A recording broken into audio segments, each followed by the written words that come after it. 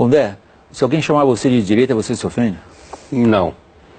Eu não me ofendo na medida em que eu entendo que ser de direita significa ser a favor da sociedade de mercado, liberdade de imprensa. Entendo que o modelo de sociedade de mercado foi o único que reduziu a miséria num certo sentido no mundo. Conheço história, então eu entendo que a esquerda, na realidade, onde se instalou, como dizia Margaret Thatcher, grama que a esquerda pisou não cresce nunca mais. Agora, acho importante o que vocês conversavam há pouco, porque assim, essa coisa de ser de esquerda é legal, principalmente jantares inteligentes, onde todo mundo é super cabecinha, e ser de direita é ruim. Acho que no Brasil tem uma coisa, além do que dizia o Bolívar, que eu concordo, com essa imagem geral, existe uma coisa específica. A esquerda no Brasil, e o que eu quero dizer por esquerda aqui, um certo setor de agentes da mídia, da imprensa, grande parte da vida acadêmica, certo? Essa é a elite pensante. Então, partidos políticos de um espectro, digamos, do PT para a esquerda, tá? PSOL, PSTU e outros quadros assim. A esquerda conseguiu construir no Brasil uma coisa muito interessante a partir da ditadura, que é o seguinte: primeiro, colar na ditadura a imagem de que a ditadura era uma ditadura a favor da sociedade de mercado, a favor da liberdade de imprensa. E com isso, portanto, se você é identificado como direita no Brasil, acham que você é a favor da tortura, que você estava matando gente inocente. Outra coisa que a esquerda conseguiu, através de uma operação de marketing maravilhosa, é vender a imagem que aqueles indivíduos da esquerda que foram para a guerrilha, para a luta armada, e que sofreram, inclusive, por isso enquanto indivíduos, certo? Claro. Eles conseguiram colar a ideia de que eles lutavam pela liberdade. Essa é a grande mentira da esquerda brasileira, que a Comissão da Verdade deveria trazer isso à tona.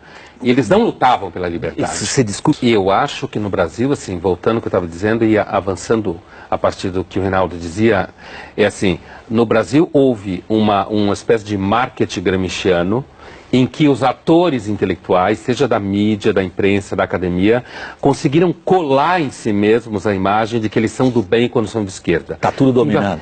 Assim, eu que atuo na academia, que sou professor há muitos anos, tanto na pós quanto na graduação, para mim é muito claro que existe uma oposição entre esquerda e direita. Só cuidado com a sua mão, que você está o microfone, o pessoal em casa não vai conseguir entender então, o que você diz. Para mim que estou na universidade, é muito claro que existe uma oposição entre esquerda e direita. Não conceitualmente bem elaborada. Mas a realidade nunca é conceitualmente bem elaborada, né? Essa realidade banal do dia a dia. E essa oposição aparece, por exemplo, em que você tem cerceamento, você tem agressão, agressão intelectual, você tem uma coisa que, assim, você escreve uma coisa no jornal hoje, ou está dando uma aula, dependendo do público que está te ouvindo, você tem que tomar cuidado. Você tem que como dar prova de pureza ideológica. As coisas que o Reinaldo falava aqui, por exemplo, sou a favor do aborto, por exemplo. Você tem que dar prova de pureza ideológica. Olha, não me entendam mal, hein? Eu sou a favor do aborto. Exemplo que ele estava dando. Não me entendam mal, eu sou a favor da justiça social. Eu entendo que uma das melhores formas de justiça social é você ter um mercado ativo que produz emprego, certo? E que se eu estou de saco cheio de você, que é meu patrão, eu arrumo emprego em outro lugar. Para mim isso é justiça social. E não o Estado taxar, se meter na economia o tempo inteiro. Então a minha impressão é de que existe, pelo menos na academia eu sinto, e tem outra coisa, William, essa questão do conceito, a dificuldade do debate conceitual, eu também tenho uma visão muito clara que é a seguinte: há uma espécie assim de... é inviável... É quase inviável o acesso à bibliografia. Os alunos da universidade praticamente só leem Marx, Rousseau, Foucault e Bourdieu. Acabou!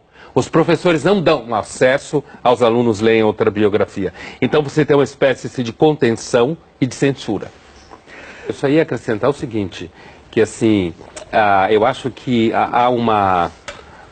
quando o Bolívar falava... o verdadeiro socialismo, ou teoricamente definido, o partido faria isso e na prática o PT faz outra coisa. E eu tenho sempre a impressão, e as pessoas que se identificam com a esquerda normalmente oferecem esse tipo de argumento, que é, olha, se a gente se o socialismo fosse verdadeiro, então a União Soviética não foi socialista, por exemplo. Nem a Coreia do Norte. Né? Então, para mim, eu vou fazer uma analogia com o cristianismo, como religião, mas podia fazer com qualquer uma, e considero o cristianismo infinitamente superior ao socialismo como teoria e como prática, tá? Apesar de não ser cristão e nem acreditar em nada disso, mas assim, é o mesmo argumento. Quando alguém diz assim, não, o cristianismo, ele era pleno. A Igreja Católica perverteu, o protestantismo perverteu. E as pessoas que se identificam com a esquerda normalmente usam esse argumento. Olha, a esquerda, ela na sua definição, teria dado certo, como dizia o Bolívar, lá na frente teria dado época, certo. Eu cobri na muito prática a guerra, não existe. Eu cobri muito a Guerra Fria a partir da Alemanha. Sim. Se chamava o socialismo realmente existente, era o socialismo que não prestava. O socialismo em si, o que um dia, lá no raio que parta, como vai você acontecer. falou, lá no raio que parta um dia vai ter o socialismo, esse vai ser bom. O socialismo realmente existente não presta. É por isso que eu acho que a definição que me parece um pouco mais concreta no cotidiano da esquerda hoje, ou das pessoas que se acham de esquerda, migrou de uma discussão política enquanto tal para um marketing moral. Isso. Então é assim, a pessoa que é de esquerda, ela se acha superior. Façamos um teste. Pega um amigo teu, ou quem você conhece, que é uma pessoa que se identifica com a esquerda, e faça uma acusação razoavelmente fundamentada que ela é autoritária. Ela vai parar de funcionar que nem um computador com vírus. Ela entra numa crise.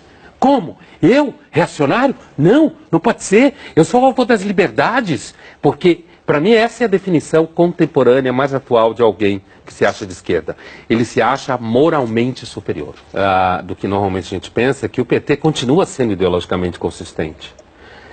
No sentido de que, na medida que você passa a prática, por exemplo, quando os réus do mensalão se chamam de presos políticos, por exemplo, há uma lógica nisso.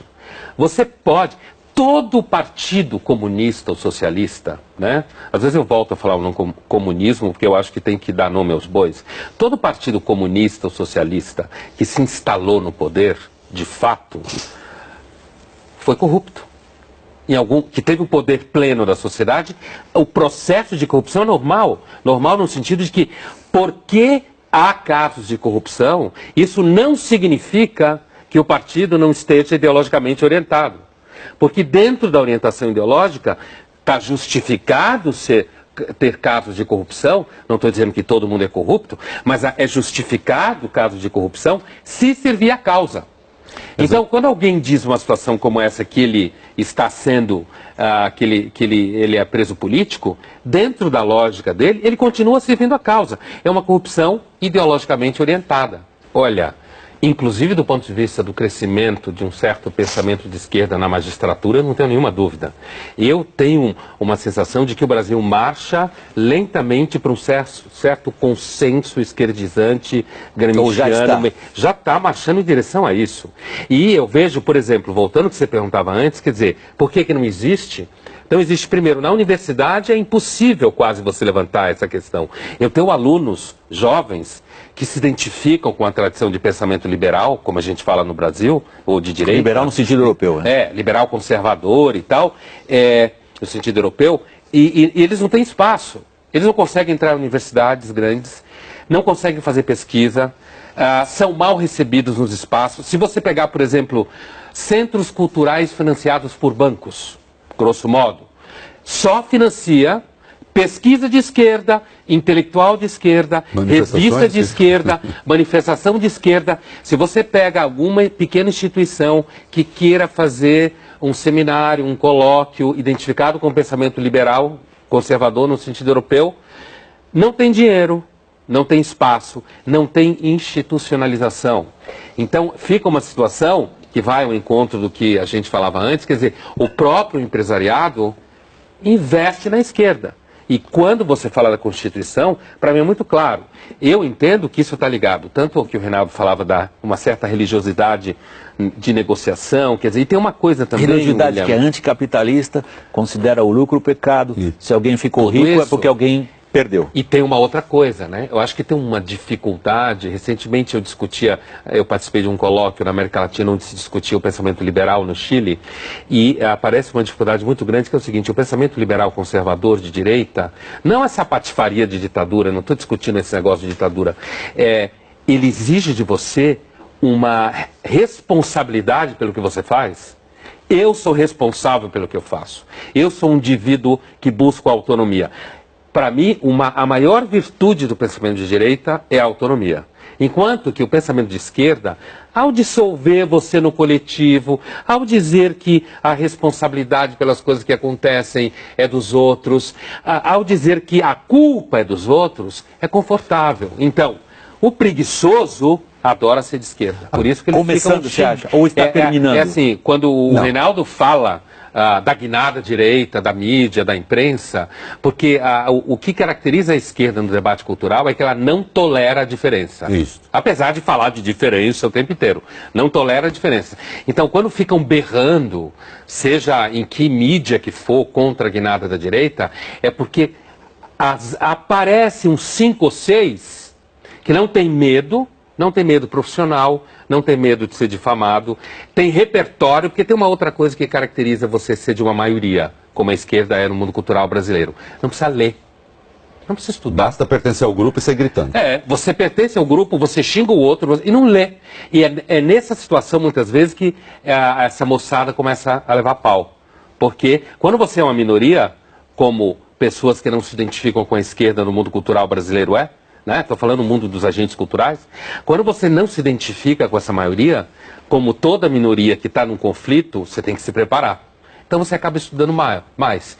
E aí tem um problema, porque na hora do debate, fica difícil, quando você é uma maioria paquidérmica, enfrentar quem está preparado. Não, até a matemática vira reacionária, né? Quando você discute matemática vira reacionarismo.